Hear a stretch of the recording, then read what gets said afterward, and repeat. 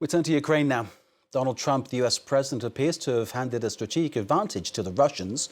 Trump saying on his social media, where he makes most of his declarations, that Ukraine must accept Vladimir Putin's invitation to talks in Turkey on Thursday. Trump's remark gets Putin off the hook in many ways over a planned 30-day ceasefire due to start this Monday. Ukraine's European allies had met in Kyiv with Volodymyr Zelenskiy, Ukraine's president, this weekend to underscore the ceasefire call and prepare US sanctions on Russia for non-compliance. That was underway in certain quarters in the Republican Party in Washington. But after Trump's words, the British have shelved further sanctions. The EU awaits news of a halt to gunfire by the end of the day. And the idea that Putin will have to do something quickly or risk American sanctions appears to have dissipated.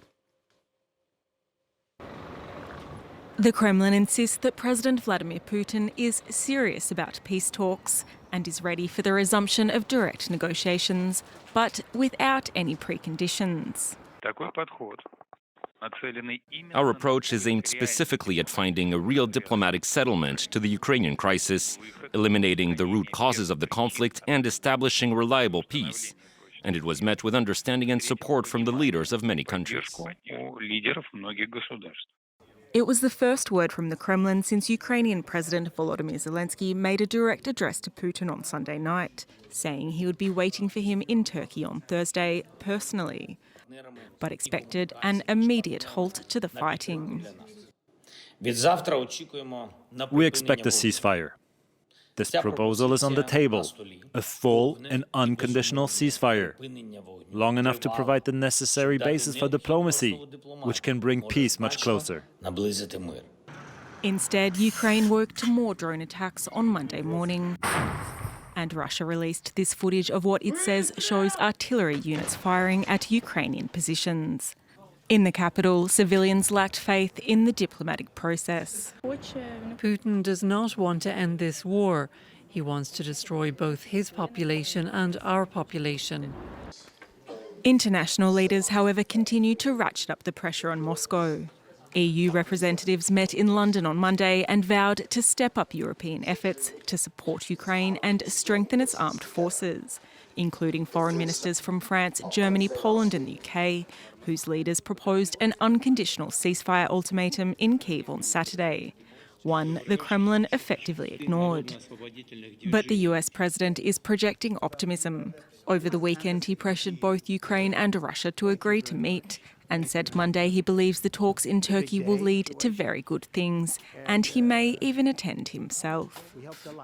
Just before we bring in our guest on this, let's give you the latest from Volodymyr Zelenskiy in his nightly address. Zelenskiy saying that Russia is continuing its attacks on Ukraine and had made no response to a proposal for direct talks in Turkey this week. A strange silence is the words used by Volodymyr Zelenskiy to explain that. Russian shelling and assaults continue, he says.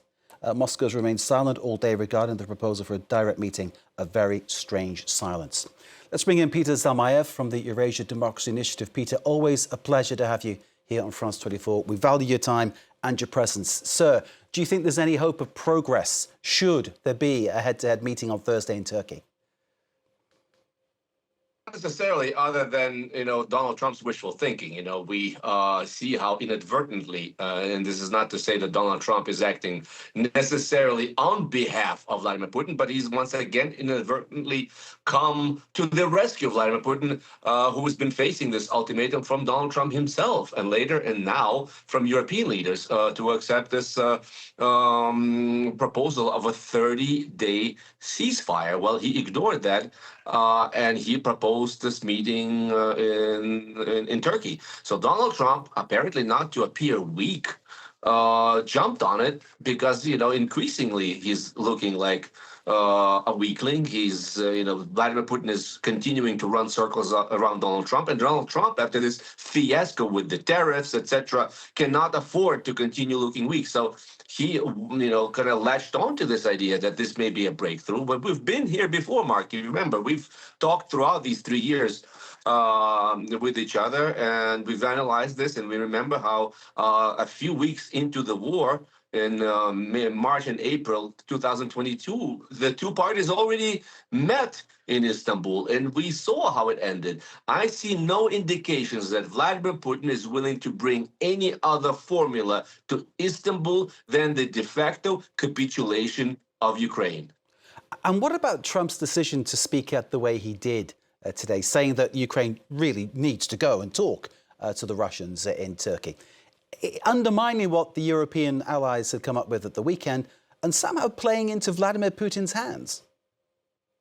Indeed, and I think because Donald Trump is instinctually the kind of politician that believes that might makes right. He is enamored with these strong leaders. He feels that Ukraine is really the weakest link here. He feels that, if you push Ukraine a little more, you'll get what you want. He'll get that coveted peace, Nobel Peace Prize that he's wanted for so long, very obviously.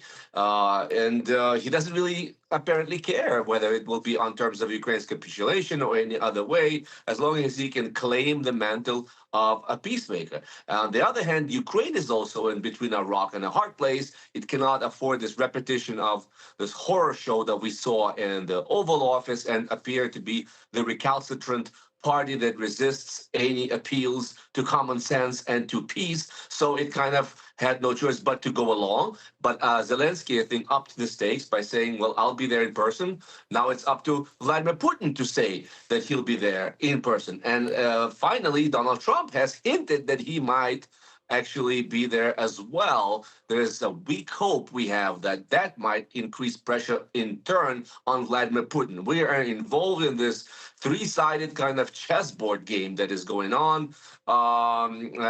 It'll be very interesting to see how it ends up looking. But once again, and this is what your report from the streets of Kyiv corroborates, there's very little optimism on the part of regular Ukrainians or the government that Russia is at this point, and Putin is at this point really, really genuinely ready for a full-fledged peace agreement with Ukraine. And what is particularly distasteful, if not horrific, is that the leader of the country that has been attacked is having to basically jump through hoops to keep the one-time ally, the US, happy. Of course, we have the February 28th issue in the White House, as you alluded to. Then, of course, followed the meeting on Easter Monday between Trump and Zelensky, which appeared to lead to something more like a reasonable response from Trump. There's no way of knowing how Trump will go if he turns up on Thursday.